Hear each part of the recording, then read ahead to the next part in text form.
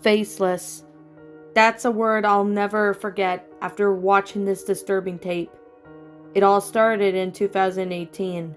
As I was checking my mailbox, I noticed a VHS tape with the word faceless scribbled on it with red Sharpie. I picked it up and popped it into my VCR just to see what this was all about.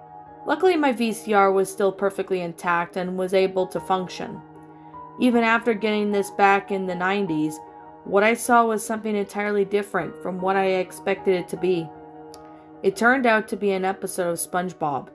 There was no intro or title card, it just skips to the episode. Squidward woke up in the middle of the night and went outside to go to work, but he didn't see SpongeBob or Patrick, which was strange. Suddenly, Squidward hears muffled screaming, sounding like SpongeBob and Patrick. Squidward started panicking, checking SpongeBob's house. The door was locked, so he checked Patrick's rock. Nobody to be seen. Then SpongeBob and Patrick all of a sudden then started walking up to him. Then the muffled screaming became louder and louder. Squidward then saw them. They were faceless. No mouth, no eyes, no nose, nothing.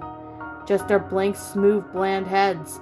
Squidward screamed to the top of his lungs, but nobody could hear him. He just ran to the Krusty Krab to see if Mr. Krabs was okay, but he was faceless too. Faceless fishes were sitting at the tables trying to eat a patty, but with no luck. Squidward even heard even more muffled screaming. There's a crowd of people who started walking slowly to the Krusty Krab. Squidward then ran to Jellyfish Fields, but eventually passed out when he got there. Squidward woke up in a dark room with a splatter of blood on the walls. He was lying on a surgical table with various painful medical tools next to him. Squidward was sweating as an unknown fish character approached him and said in a calm voice, "This won't hurt that much." The fish was entirely black, like a shadow, except he had glowing eyes. It then cuts to a black screen, with Squidward screaming in agony as you could hear blood splattering and him being torn apart. Until the screaming stopped and then it went to Squidward, with him waking up in Jellyfish Fields, trying to scream, but then he had no face. Then the tape ended. I wish I could just magically erase this from my memory, but no, I still have to live with this by memory, like a permanent scar. Here's a lesson for you. If you happen to see any VHS tape you didn't order in your mailbox, never play it.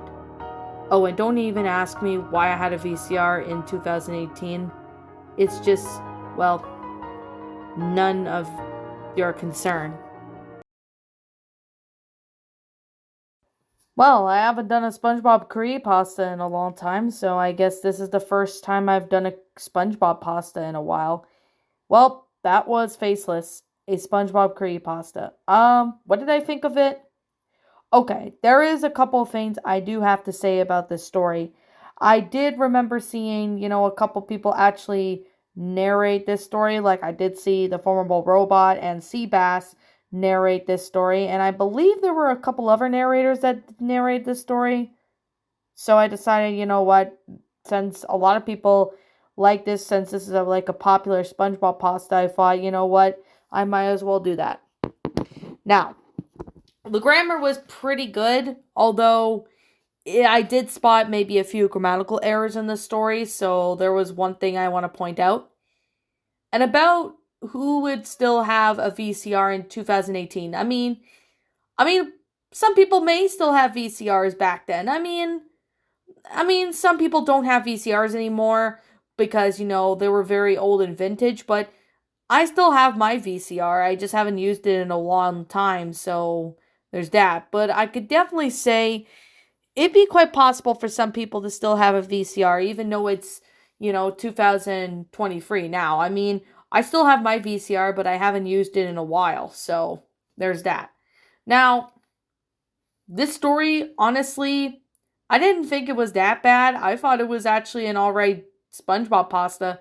Not perfect, but it definitely wasn't, terrible. I mean, it's not the worst pasta, but at least it was somewhat original. Like, it's somewhat original, but it was cliched at the beginning. I'm not gonna lie. It was cliched, but I didn't think this one was that bad at all. It could have been improved maybe a bit. Like, we don't really know what happened with Squidward about Faceless. I mean, about the fact that the characters have no faces. I mean, I thought this would honestly be a really good concept, but I personally am thinking, this, I could see this being more of a nightmare that Squidward has. Like, I mean, I could visualize Squidward having a nightmare and this was going on. I mean, that's what I would like to think. I like to think personally that this is Squidward's nightmare about this, but at the same time, it's not explained as to what happened and who was crazy and why everyone in Bikini Bottom had no faces. I mean,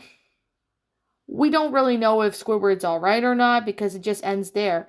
But I like to think that this was a dream. Just a dream, from it all. I mean, I would like to think that all of what Squidward is experiencing was just a dream in general, but it doesn't really explain. But I like to come up with the theory saying, that it's possible Squidward had a nightmare and this is all about that happened. So, yeah.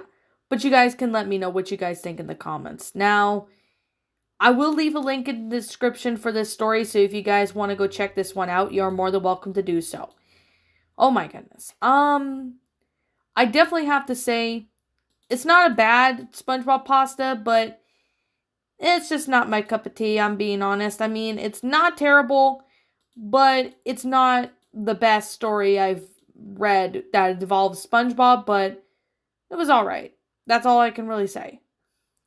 Now, what else do I have to say? Well, for one, I really wish there would have been, maybe a little bit, maybe, I would like to see a conclusion, having this being just a dream Squidward has, or something. But then again, that may be cliche too, but I don't really know for a full-on fact. So, I'm just saying. But I guess with that being said, that being the case, it's not a bad story. Could have been better. But yeah, not my favorite. So, I mean, the grammar was pretty good. I mean, I did spot maybe just a few grammatical errors, but I didn't think it was that bad at all. So, that's just what I have to say about the story. Also, like I'm just going to say, before I end this video off, I will say this is just simply my own personal opinion. If you disagree with me, that's fine too. We're all entitled to our own opinions regarding these creepypastas. This is just simply my own personal thoughts. I'm going to give this story a 6 out of 10. Not the best SpongeBob creepypasta I've seen, but it's definitely not terrible. Not the worst episode, but definitely could have been done better. That's just what I think personally, but, that's just my opinion. So, I guess with that being said, and that being the case, what did you guys personally think of this story? Did you enjoy it? Did you not? Also, what we have done personally to help make this story a lot better. Feel free to let me know what you guys think in the comments below. And to the author of the story, I can't seem to find out who you are, but if you happen to stumble across this video and you are the author of the story, please let me know in the comments section and I'll be sure to give you proper credit then, okay? Unless I find out who the original author of this story is, I'm going to leave this as anonymous for now. So I guess with that being said, let me know what you think of this story in the comments below. I'm the Lion Queen. Thank you so much for watching today's video. If you're new to my channel, be sure to leave a like, comment, and subscribe if you're new. Ring the bell for notifications when I upload so that way you guys will not miss an upload. And if you happen to want to follow me on DeviantArt, link to my DeviantArt will also be in the About page section. Link to my Twitter account will also be in the About page section of this channel. So if you guys want to go follow me on DeviantArt, you're more than welcome to. If you want to go follow me on Twitter, you're more than welcome to do so as well. Also, if you want to subscribe to my backup channel known as Miss Dark Shigo, link to that will also be in the About page section.